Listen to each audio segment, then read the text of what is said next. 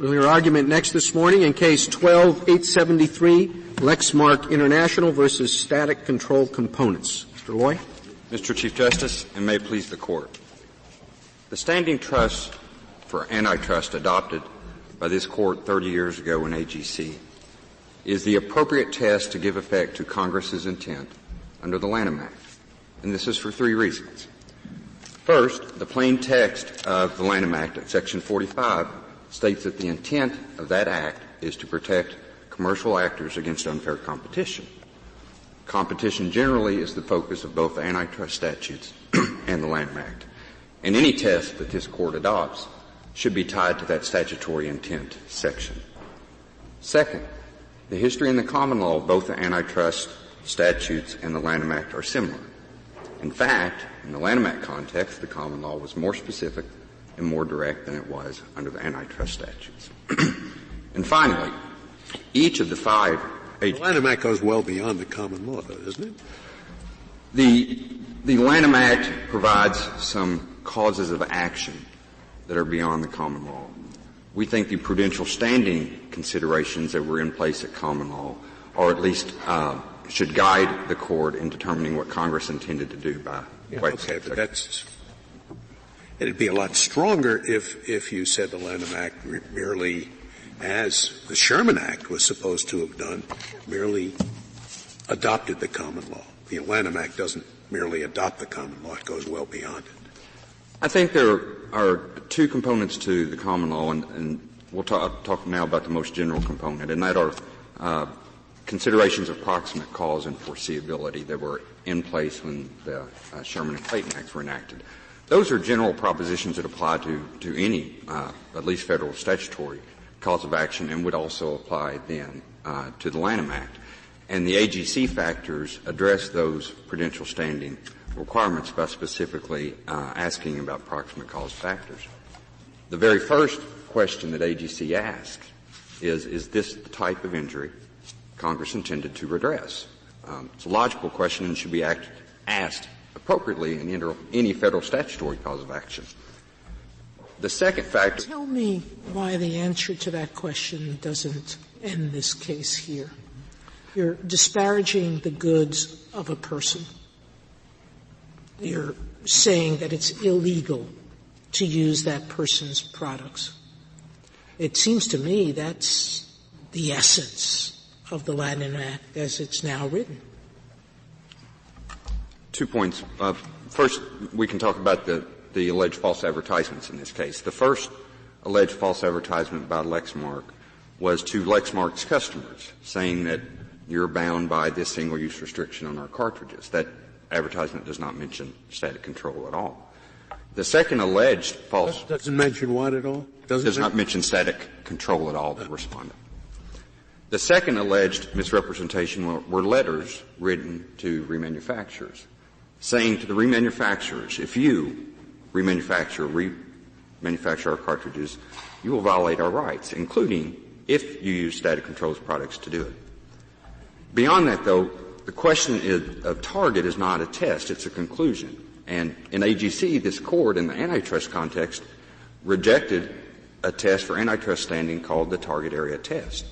And Conti Brothers, the Third Circuit decision that first adopted the AGC test in the Lantham Act, also did not adopt a target area test.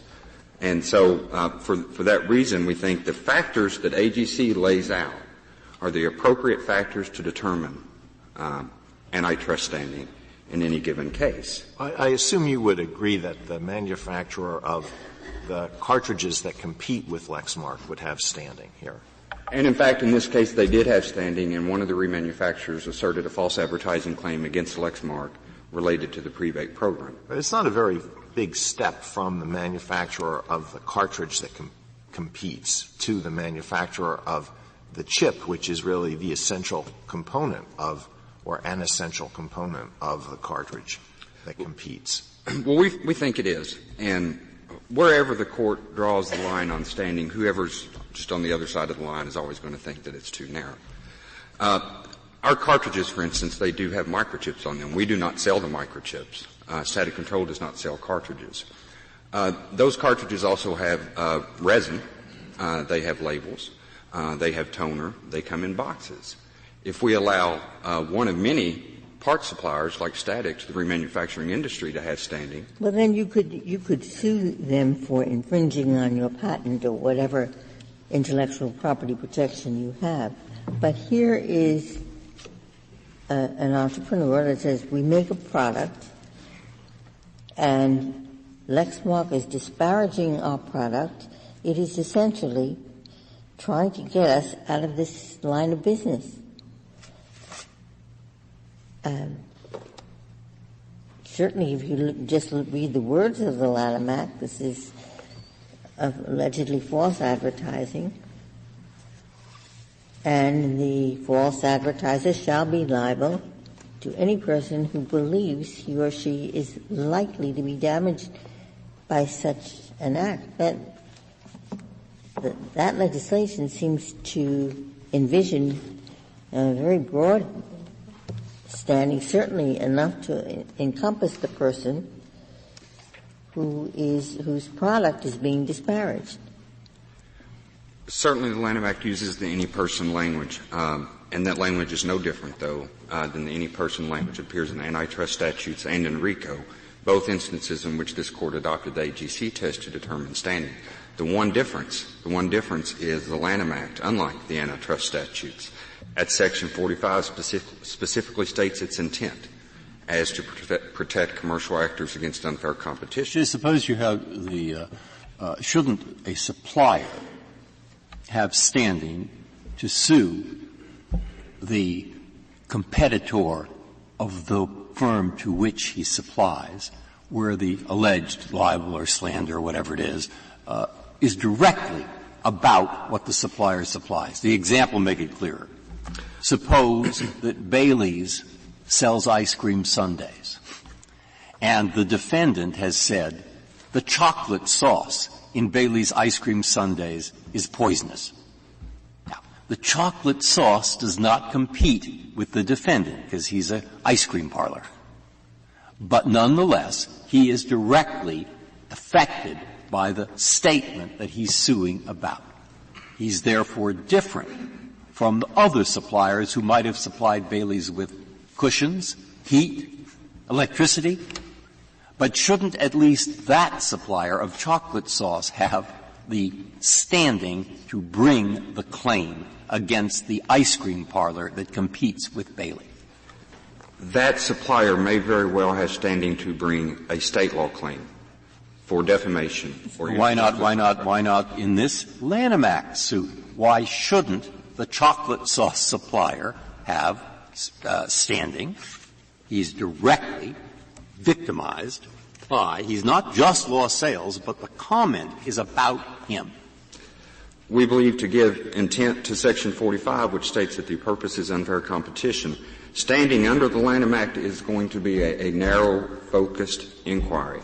And if you, using the cartridge example as an example, if a supplier of microchips, who is one of many suppliers in the market for microchips, has standing, then couldn't the person who prints the label that sells to remanufacturers by saying, well, if Lexmark hadn't have made these statements to you, you would have refilled more cartridges and we could have sold more labels? Well, the answer to your question, if you're asking, is no. Because the person who supplies labels is totally, has not, the statement that's sued about has nothing to do with labels. So the people who have nothing to do with the statement wouldn't have standing. But you remember my question? I do. All right. Well, why shouldn't that person who is talked about in the statement have standing? A clear distinction. Not every supplier could sue. We think Lantham Act does and should have a narrow standing requirement. And in the false advertising context, it would be unusual. Conti Brothers pointed out that there might be situations where a non-competitor has standing, but that it's going to be an unusual situation. Mr. Lloyd, can I ask you what you think the standing doctrine is all about in a context like this? You said before, to affect Congress's intent in passing Section 43. Is that what we're trying to do here? I think so. I think under any standing analysis or test, one of the questions ought to be what was Congress's intent. Well, one of the questions. Why isn't that the only question that we ought to be concerned with in a case like this? Congress creates a right of action, and it seems to me that the normal thing that we ought to do and do in most contexts is just say, what's the scope of that right of action? And certainly we could take into account Congress's purposes in interpreting the scope of that right of action, but that would be the question. That should always be a question. Now, I would point out there are only two tests that have been identified that even ask that question in the Lantham Act, and that's the AGC test that we propose and the categorical test that we propose in the alternative, because it categorically requires direct competition. None of the other tests that have been identified ask that question that should be asked in every Well, I guess if that's the question, the AGC test strikes me as not the answer to that question. I mean, we don't usually say what was Congress's intent, how broad did Congress mean for this cause of action to go, and then sort of devise a 5-part test with a lot of things that aren't mentioned in the statute. I think that this Court's decision in Holmes, and I believe it was a concurrence by Justice Scalia, identified proximate cause factors as part of any standing analysis. And I think that's what AGC was getting at when it adopted factors 2 through 5, is these are proximate cause type injuries, plus, as AGC noted, we want to make it judicially manageable, which is a legitimate prudential standing concern, because one of the prudential background considerations is whether the prohibition on litigating generalized grievances. So a test that looks at those proximate cause factors, which are part of, we think, a standing analysis in any statutory scheme, is appropriate, and it ensures that the plaintiff and the defendant are in close proximity to one another. Except there are two remedies under this statute, injunctive relief and damages. And to the extent that proximate cause always limits a recovery on damages, it doesn't limit injunctive relief issues.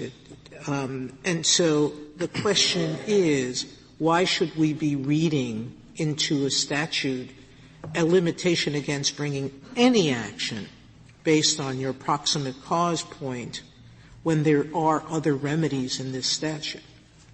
And just as there are injunctive remedy available in the antitrust statute and in this Court's decision in Cargill, I think in a footnote the Court noted that if all you have is an injunctive request under the antitrust statutes, some of those factors may not be relevant. For instance, duplicative damages, risk of apportionment issues would not, Your Honor is correct, be relevant. But proximate cause? What about proximate cause? I mean, do you agree that there's no proximate cause analysis when what is at issue is an injunction?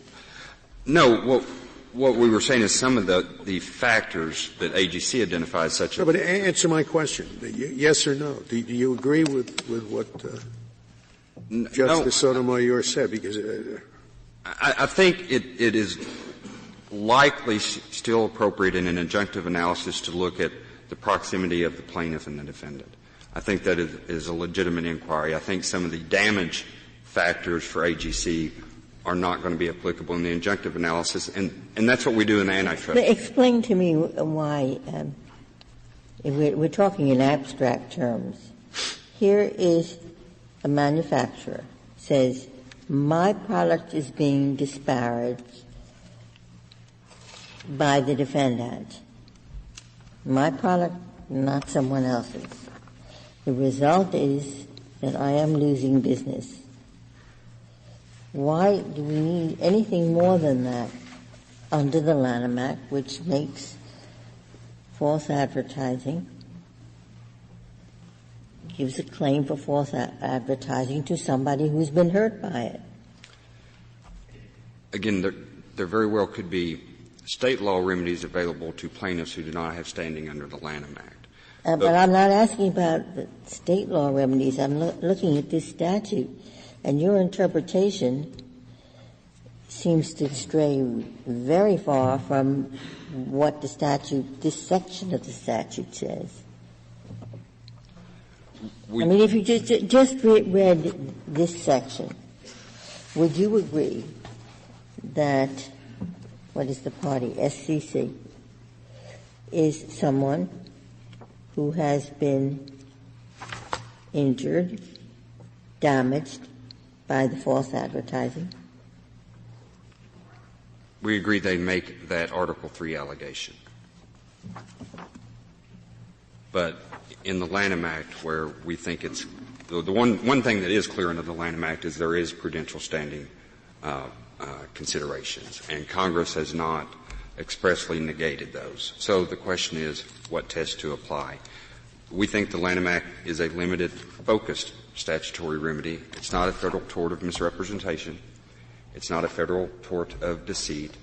The purpose of the statute expressly is to protect commercial actors against unfair competition, not against unfair trade practices. And so to use or take advantage of the federal courts in the Lantham Act, which has potential for treble damages and attorney's fees, we think it's a narrow class of plaintiffs. Particularly, unlike the antitrust context, there's no intent requirement under the Lantham Act. One could be liable for damages under the Lantham Act for an innocent misrepresentation, one that they thought at the time was truthful, which would argue perhaps for more limited standing than even the antitrust statutes, because there's an intent element under the antitrust statutes. And so that standing should be more limited in this situation. Again, it's a narrow, focused statutory remedy. And unlike RICO, unlike Sherman, unlike Clayton, there's an intent section which we think guides the courts or should guide the courts on which test to adopt. Again, the only two Is there any question here that there was an intent on the part of Lexmark to stop the static control company from making these microchips? Well, again, on the alleged facts of this case, that's what we have to deal with the complaint, and you have to assume that that's true. What the complaint alleges is that Static was making a product and Lexmark was disparaging it, not by happenstance, but quite deliberately. We would disagree with that characterization of their counterclaim. Again, the advertisements here were directed to the remanufacturers who are indirect competitors of Lexmark, and was and the directive, the letter said, don't buy Static Control's product, because if you do, you're in jeopardy of being a contributory infringer. What it first says to the remanufacturers is that if you remanufacture our pre-baked cartridges generally, you infringe our rights. But you will also infringe those rights if you use Static Control's products to do it. But merely because one is a target, we do not believe then necessarily translates into standing. It did not translate into standing in the AGC case. The union was the target. And this court nevertheless denied standing. The Fifth Circuit decision, the Procter & Gamble decision, which involved Procter & Gamble and Amway, there the parties were actually competitors, and because of the nature of the statements that Procter & Gamble allegedly made about compensation to Amway's distributors and how they get distributors, there they were actually direct competitors, and standing was not provided, which again we think just reinforces that this is a narrow statutory remedy.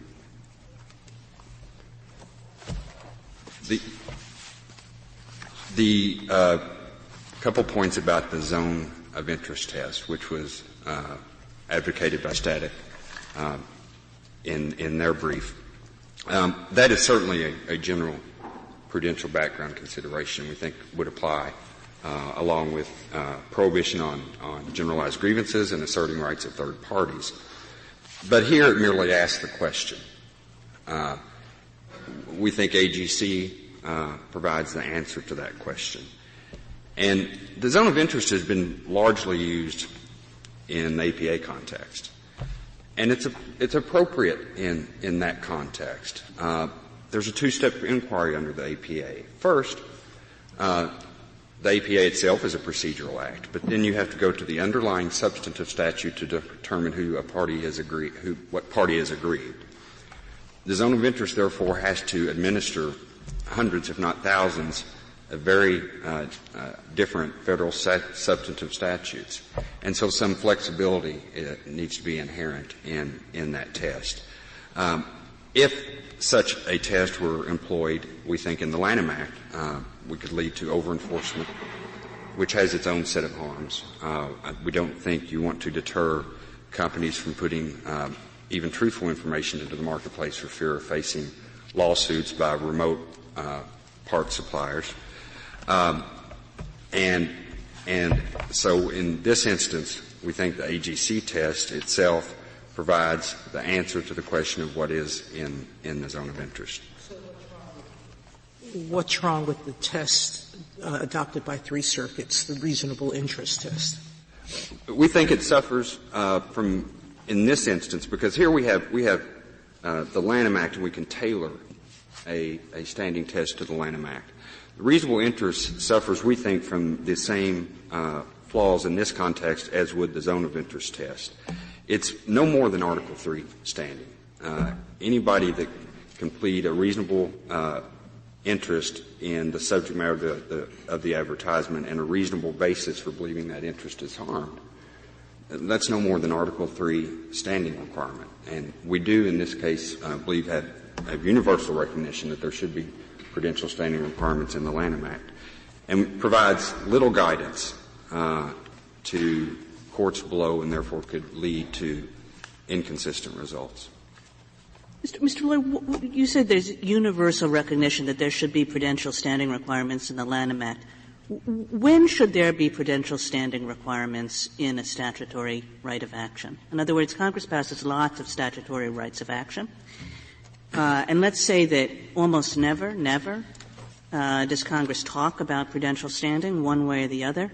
Do you think that every time Congress passes a right of action, the courts are supposed to engage in a kind of free-form inquiry about what kind of prudential standing rule should apply to that particular right of action? We think in any federal statutory cause of action, prudential standing requirements are presumed. Given Section 45 here, we believe that the Lantham Act clearly does have prudential standing requirements. This Court in Bennett, in looking at the Endangered Species Act, at least the standalone citizenship portion of it, I believe determined that Congress eschewed prudential standing requirements there because the subject matter of the Act was the environment, something that I think the Court noted everybody has an interest in and want to encourage private attorney generals to pursue those causes of action. And in that situation, there was a right of first refusal for the government to first bring the lawsuit before a private suit could be brought. So there are times when prudential standing requirements have been done away with by Congress. And you just sort of know them when you see them, or it's a reaction to what are perceived to be very broad statutes, or when do we know that we should be off on a prudential standing jag? I think that the first place you look is at the text of the statute itself. To the extent that there are situations where legislative history might speak to intent, and I think Clark says, let's look at that. In this situation, the 1946 Act, in the Senate report that accompanied it, said, this is the purpose this is the end to which this statute was directed, and it identified fair competition and the prevention of diversion of goodwill from one to the other. Well, maybe the answer is when we just can't believe that Congress really meant the literal words of the statute to be interpreted without some limiting principle. So here, Congress says any person, and any person surely includes people who purchase printer cartridges. So if we don't think that Congress really meant for every single person who purchases a printer cartridge to be able to file a claim in federal court with no amount in controversy requirement, then that would be a situation where some consideration of prudential standing would have to take place. That's correct. Any person language here would allow consumer standing, which is one thing that every circuit that's addressed this issue has agreed upon, that there is no consumer standing under the Lantham Act. Again, that's tied to Section 45, which protects commercial actors. But couldn't that be done just by interpreting the language of the statute in accord with its purposes? Because you have a specific purpose provision in the Lantham Act that says we're trying to get at commercial competition here. I think standing is in many, if not most instances, a separate analysis from the cause of action itself. And the text is always going to provide a cause of action. What is prudential standing? I don't really understand. Is it anything other? Should it be renamed statutory standing? It can always be done away with by Congress, right? It can, and is it the kind of standing that we would have to raise on our own? Is it jurisdictional, so that if a party hasn't raised it below, it nonetheless is still an available argument on appeal? Is prudential standing of that sort? It's at least I normally don't think of it in terms of jurisdictional. I think Article 3, injury in fact, would be in the nature of a jurisdictional analysis. I think prudential standing is a little bit different.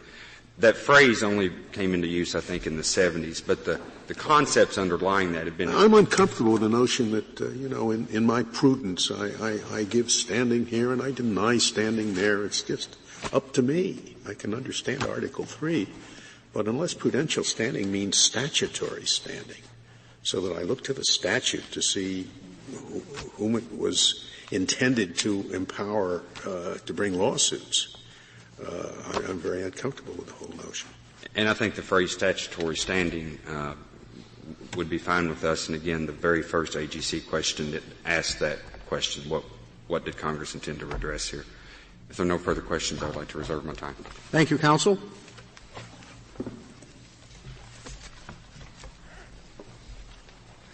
Mr. Jones? Mr. Chief Justice, and may it please the Court, as some of this questioning indicated, if any party has standing under Section 43A of the Lantham Act, it's a party whose goods are misrepresented in false advertising. To remove any doubt about that question, Congress amended the statute in 1988 to ensure a cause of action when a false advertiser misrepresents the goods or commercial services of, quote, another person, end quote. This Court's zone of interest analysis shows that parties whose goods are disparaged, either expressly or by necessary implication, must have standing to sue. Lexmark's simply wrong about the idea that the zone of interest analysis in the Lantham Act does not pose limits upon who may sue. As the hypothetical with respect to the Bailey's ice cream parlor shows, you can look to the subject matter of the false advertisement to see whose goodwill and commercial activities are related to the falsity of the statement. And those who come within the falsity in the subject matter of the advertisement at issue should have standing, while those who may have tangential injuries would not. So how do you square that with the statutory provision that the purpose of the law is to prevent unfair competition? Unfair competition, not unfair trade practices. Unfair competition. Where Section 45 says that it's designed to protect those engaged in such commerce from unfair competition, it's referring to what is defined in the operative text as unfair trade practices. Unfair competition involves specific measures, use of falsities that can injure parties who are not necessarily in competition with one another. The courts as a whole all agree that a competition requirement cannot be inferred into the false association cause of action that is also unfair competition that's part of Section 43A. Section 43A goes to commercial activity. There's unfair competition in the sense that all of the activity under it is commercial and competitive in that sense. But some narrow form of competition between a plaintiff and a defendant for the purposes of standing is inconsistent with the structure of Section 43A and the text of the authorizing. Suppose the comments in this case only disparage to the cartridges themselves and not the chips. then would the chip manufacturer, would your client have standing? Yes. If the statements are about the legality of remanufacturing Lexmark's printer cartridges, all of those statements are about static controls products and the legality of using them, the places where those can be lawfully used. Static control here makes microchips and parts that are specifically designed for the very commercial activity that this false advertising says is illegal. In that sense, static control's goodwill and commercial relationships are all very closely and by necessary implication talked about in the advertising. Well, that may be true, but I don't understand how you get from the zone of interest to the limiting principle that you are suggesting, which is that the zone of interest includes only those businesses other than the direct competitor whose products are targeted by the false statements. As Mr. Lloyd recognized in the legislative history of the Act and in this Court's opinion in Daystar, the Court has said that the core principle of the Lantham Act as a whole is to protect commercial actors' goodwill and reputation. And it can be seen in the trademark provisions, it can be seen in Section 43A itself, and I think that basic principle means that there's a tie to the subject matter of the false statements, the false association, and that can apply to both prongs of Section 43A to where there's a nexus between the subject matter of what's talked about and the person who's injured. Did you answer his question? I'm still left with a lack of understanding of how the disparagement of the composite product is automatically a disparagement of your chip.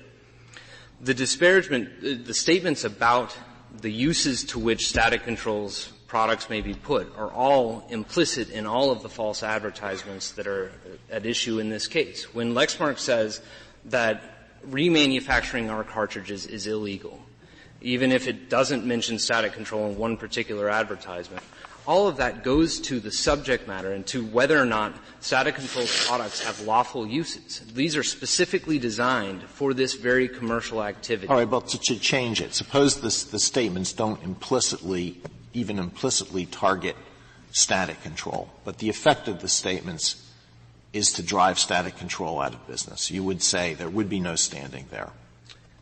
It depends upon the context of the case. In many circumstances where the false advertising is not about a product, those products will have multiple different uses, such as commodity products that are supplied, gears and springs, for example, that may have many different uses.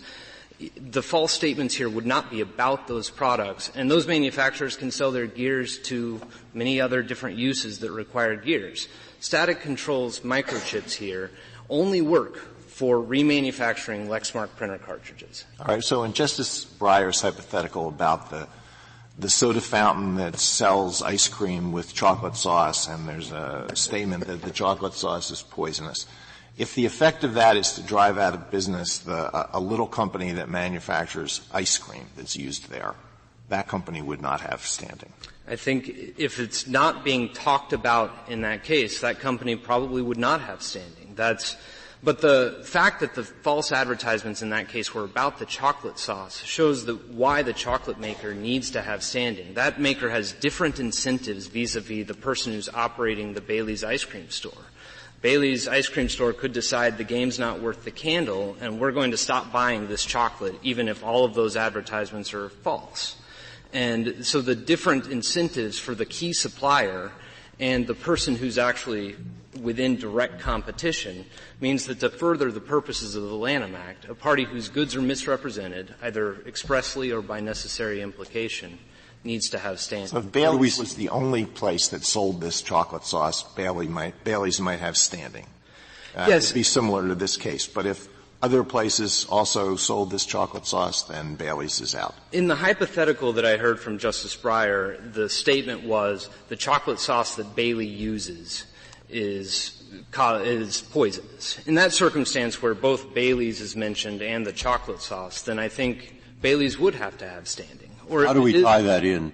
Look, I'm sort of sorry I used that hypothetical because it but it nonetheless illustrates. I am too, because I'm sick of it. Yeah, but it illustrates the point. I mean, in my own mind, the standing question is designed to answer, are you the kind of plaintiff that Congress intended in this statute to protect against the kind of injury that you say you suffered. Now, that goes back to Justice Brandeis, and it goes back to saying, did you suffer a common law injury or do you fall within the scope as defined? Normally, Congress doesn't think about that. And so courts decide. And we're right in the middle of that decision.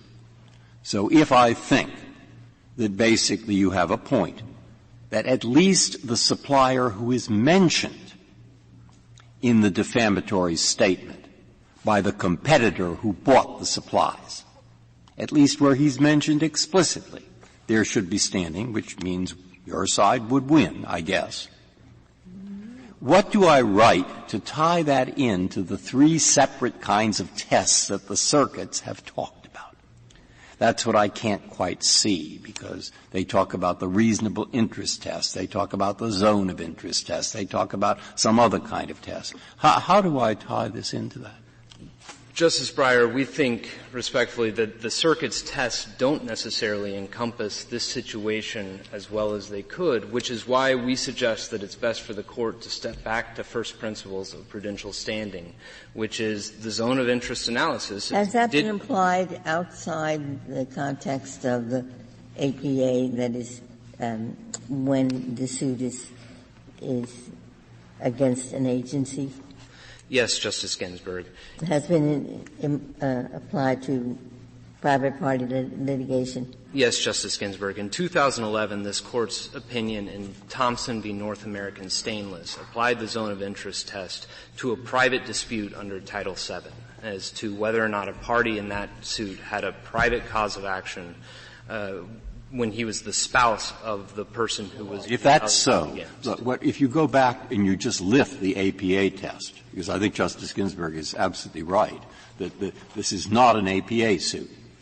The word arguably was inserted in the normal standing test by ADAPSO, which Justice Douglas wrote. Now, if we take that and simply lift it, the first thing that person who would get a new lawsuit, I guess, is a consumer, because the consumer could easily say, I didn't buy this product because of the false statement that the competitor of the person I would have bought from made. And indeed, you could have very big consumers, and they could allege all kinds of injuries. And so if I simply lift the test, I'd rather worry that I'm changing the law quite radically.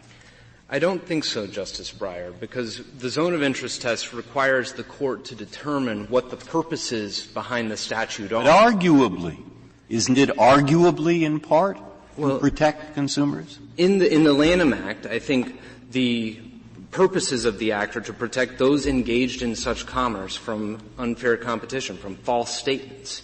And once that is defined, and you look at the history of it, and it seems fairly clear from the history that it's designed to protect commercial actors, once that is defined, those parties who are arguably within that zone, who arguably assert those interests, should have standing. And that arguably term places the proper thumb on the scales with respect to what is otherwise clear statutory text that's being interpreted here, that generally it respects the role of the judiciary vis-a-vis the legislature. What do you see as the difference between reasonable interest and zone of interest? What do you I haven't quite understood what the difference is between the two. Justice Sotomayor, I believe the zone of interest test can have some more teeth, perhaps, than the reasonable interest test, because it tailors what is the interest protected to the text and history of the particular statute. The reasonable interest test, if properly applied with all of that in mind, would, I think, be applied in similar ways. But the zone of interest test has the directive to courts at each time, rather than thinking what's reasonable in the abstract, to think about what Congress intended to protect as part of any given statute. Suppose that Lexmark had not made disparaging comments about static control, but had simply made false statements about its own product. Suppose it said that if you use our product, our cartridges, they will emit some sort of vapor in your house that will promote good health. Now, who would be within the zone of interest there?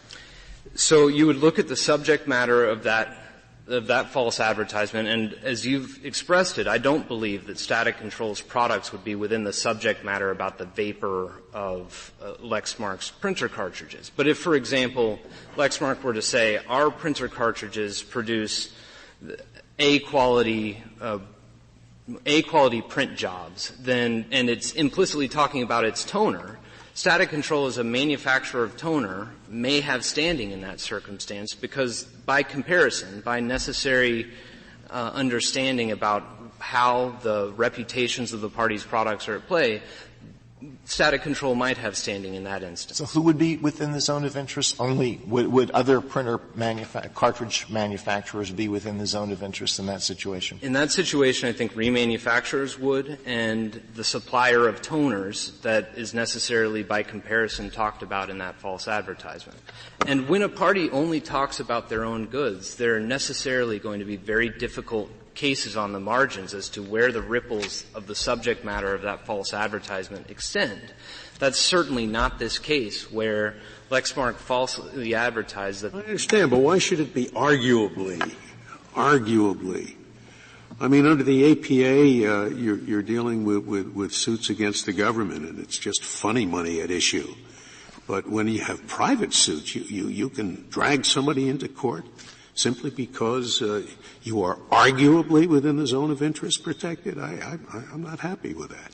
If the court wanted to get rid of the arguably language for the purpose of the Lantham Act, we don't feel we have a dog in that fight, but I do believe Well, that Mr. Jones, is the question that you are asking us to ask just, did Congress want this kind of actor to be able to sue? Is that the question that you think we ought to be asking? Yes. If there are going to be prudential limits on what a statute Well, let's not call the limits anything in particular. The question, in your view, is Congress passes this Act. Did Congress, including this right of action, did Congress want this kind of actor to be able to use that right of action? Yes. Is that correct? Yes. And in the 1988 amendments that expanded the cause of action to ensure a right of action when a false advertiser misstates another person's goods, that amendment should be dispositive in this case. But if that's correct, I mean, rather than talking about whether something is arguably within the zone of interests in the way we have to do in the APA context, because we're dealing with a lot of statutes that don't provide rights of action there, why shouldn't we just ask what kinds of actors did the Lantham Act provide a right of action to as sensibly construed? We should sensibly construe the Lantham Act in accordance with Congress's purposes. I think that would be a very straightforward way to deal with this case, Justice Kagan. I think And then what would be the test? What would we say the Lantham Act means? The Lantham Act means that those parties whose goodwill and commercial reputation is necessarily affected by the falsity of the statement have standing to sue, are protected by the Lantham Act and able to stop such false advertisements and able to seek recompense for the damages that are suffered. And at the heart of that are those parties whose goodwill and whose commercial services are expressly misrepresented or implicitly misrepresented by a particular false advertisement, because they have a unique interest in vindicating their reputations and making the false advertisement stop. So what makes this limit a prudential limit? It's supposed to the notion of a prudential limit is Article 3 standing, but even so you can't sue because you don't meet the prudential. Justice Ginsburg, this Court has talked about these types of inquiries as prudential limits on standing. I think it's perhaps better understood as interpreting what does any person really mean under this statute. But whether it's thought of as prudential standing or whether static control falls within any person or has injuries as meant by the statute, the inquiry is ultimately the same. What is the intent of Congress? What was their core purpose in this act? And who did they intend to sue? And in the text, here there's very, very broad authorizing language that gives a right of action to any party who believes he or she is or is likely damaged by such false advertisement. Could you tell me how that would affect a situation that I read about in the papers where a company like and not to suggest that they have, but only using this as a hypothetical example. McDonald's says in its advertising, in fact, our calorie count is less than 200, so buy from us. Consumers, under your theory, can't sue under the Lantham Act. Assume that's absolutely true, false. Who would have a permissible ground to sue in that situation? I think in that situation you would look to Burger King would have a cause of action, probably even Subway, because they're a fast food company that advertises itself as based upon lower calorie options, would have a standing to sue in that context. So fit that into your definition of what standing is.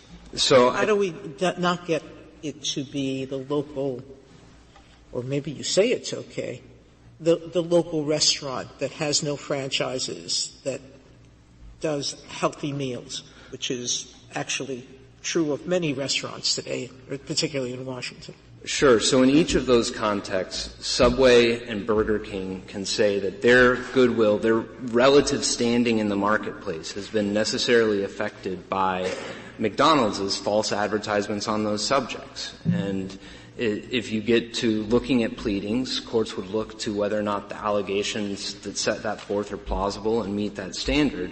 And how far out that's going to go is for another day, but I do believe it would be permissible for courts to say that you do need to allege that sort of harm to goodwill or comparative standing in the marketplace for the standing to exist under the Act.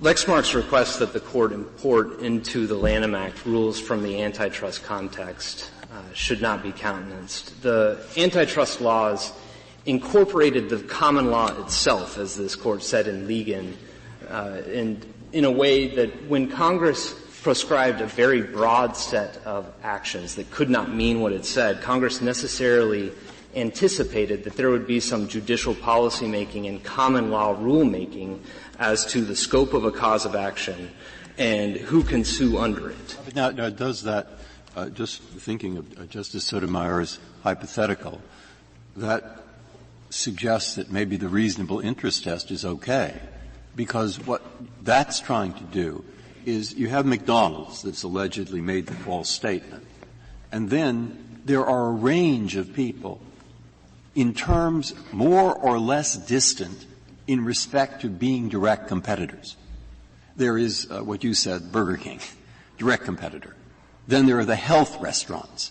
Then there are, so you need something to cut off at some point the plaintiff who claims to be a direct competitor, but really he's not going to lose much money and he's quite distant. A health restaurant in a foreign city, I mean, you see, and the reasonable interest test, I think, is trying both to get at that and also to figure out what kind of supplier you are. Are you one who falls within the scope of the false statement or are you not? You don't want the electricity company to be able to sue.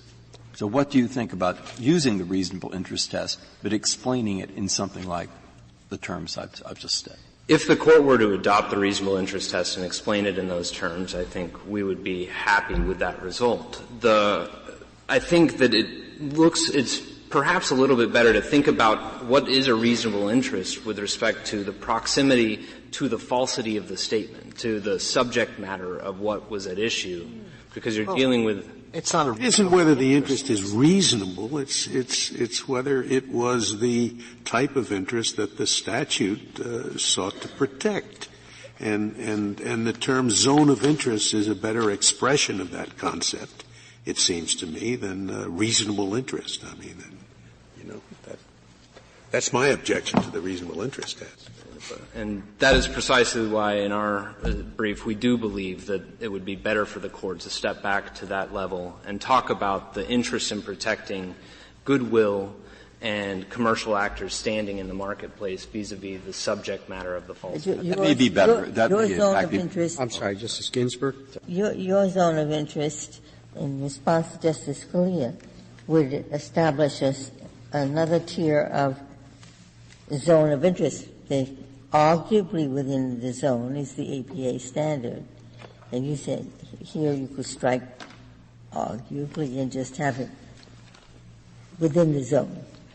The Court said in Bennett v. Speer that how the zone of interest will apply will depend upon the text and history of a statute, and it will vary somewhat based upon statutory text and context. And if for different types of statutes the Court could look to what Congress meant to protect as that. And I believe that once those interests are defined, the arguably language does mean that in a close case, parties should have standing, because that's generally what when courts do when they're interpreting otherwise clear statutory text. I think the deference should be to the words that Congress passed. He arguably could refer to factual matters.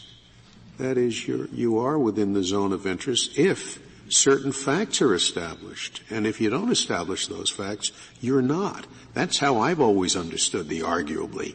I don't think it means, close enough for government work. It doesn't mean that. It means, you are within the zone of interest if indeed these facts that you've asserted exist. And that understanding of the word, Justice Scalia, would fit with this Court's pleading rules and whether or not somebody has plausibly pled that certain facts that would show that the test is met. And I think that would make sense in this context. But what about Mr. Jones, just a couple of years ago, we made clear that arguably was to be taken very seriously and essentially established a kind of buffer zone so that if you we weren't going to be too strict about it. And the reason we did that, again, is because the way the APA works is it's on top of a lot of federal statutes that have no rights of action themselves.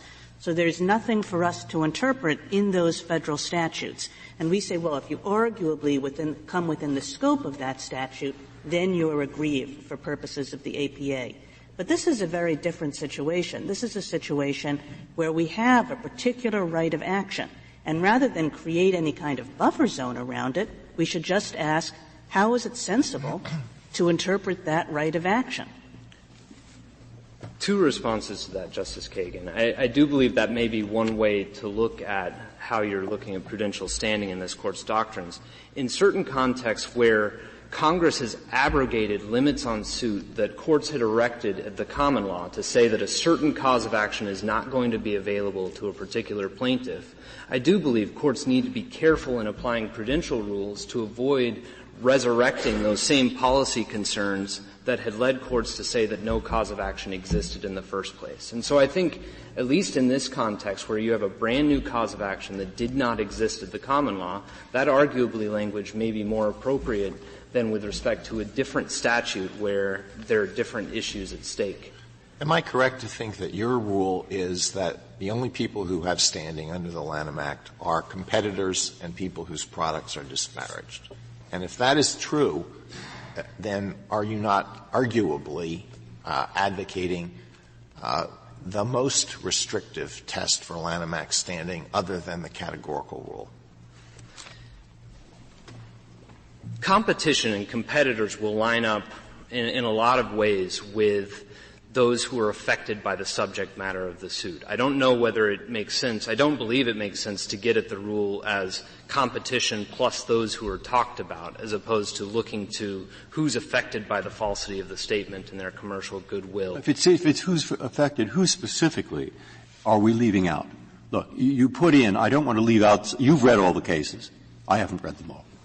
But I see that we put in the direct competitors. They fall within it. We put in certain suppliers, those who are disparaged. We don't want the electricity company to be able to sue, according to you, and the cases.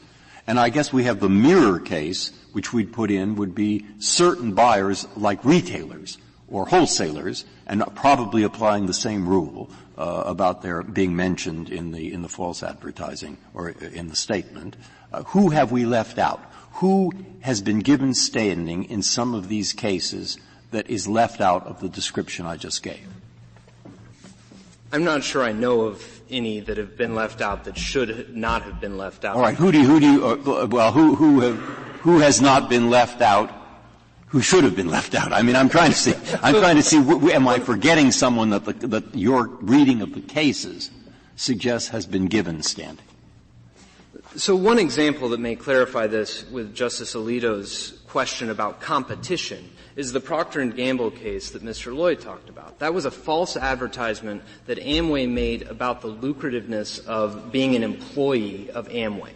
Procter & Gamble is a direct competitor, but should not have standing to sue for those false statements because it's not related to Amway's statements about how much they pay to their employees. The subject matter doesn't go to that competitor and that competitor's product. And so I think it's better to look at it in terms of what the falsity of the statement is and how close or far a particular plaintiff is to that statement rather than trying to get at it through competition.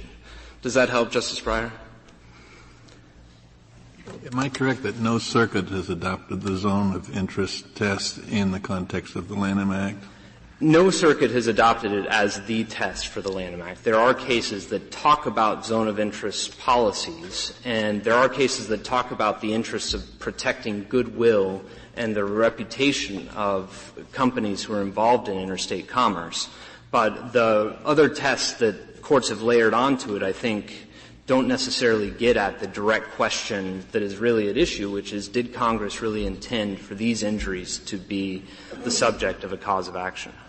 So what's wrong with the, AGC, or the antitrust standard? So it's got 5 things.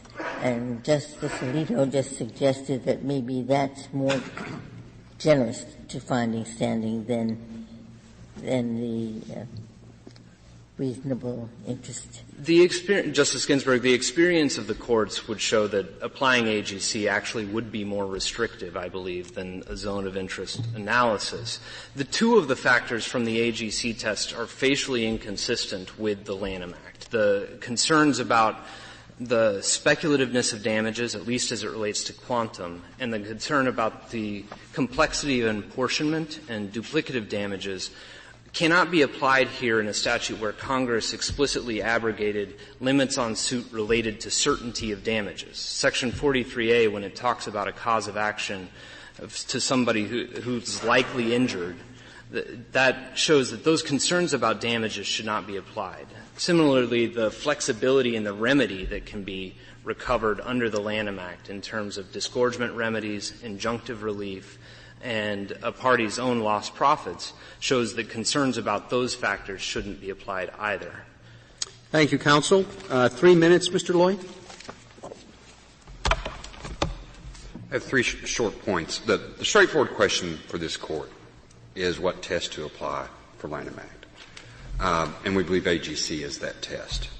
On the facts of this case, we believe that the district court, in analyzing these facts, got it correct when it found that Static did not have standing under that test, and when it found that Static was not a target, like the Sixth Circuit actually found that Static was not a target. Second point, through the entire briefing and at now oral argument, I still have not heard, we have not heard how static control is conceptually any different than the union was in AGC. And that just goes to show that target is not always the inquiry. Third point, if this Court were to adopt... You used target twice. Once you said SEC was not a target, and the other time you said it was, but target isn't the test. I'm sorry. What I intended to say, and if I misspoke, I apologize. The district court found that SEC lacked standing. The district court found that SEC was not a target. Although the Sixth Circuit decided that a different test should be used, the Sixth Circuit also found that static control was not a target. My final point is if this Court... Explain that, because if you accept the allegation of the complaint is true, the allegation is that Static's product was disparaged, that remanufacturers were told, don't use this product because if you do, you're going to be involved in an infringement. The static controls counterclaim never alleges target. And it alleges, in fact, that the remanufacturers were the ones whose activities we were trying to direct. If this Court were to adopt the zone of interest test, it would be the first time this Court has adopted that test outside the APA or APA-like context. Well, was Title VII an APA? When I asked Mr. Jones, no, it was not an APA, but the language for standing that the court analyzed is party agreed. The court then looked at the similarity of that language to the language in the APA and thereby justified using that test in that case with similar statutory language. I think opposing counsel said that under their zone of interest test, any person whose products or services are expressly or implicitly implicated should have standing under the Lantham Act. We think that goes too far. If there are no further questions. Thank you, counsel. The case is submitted.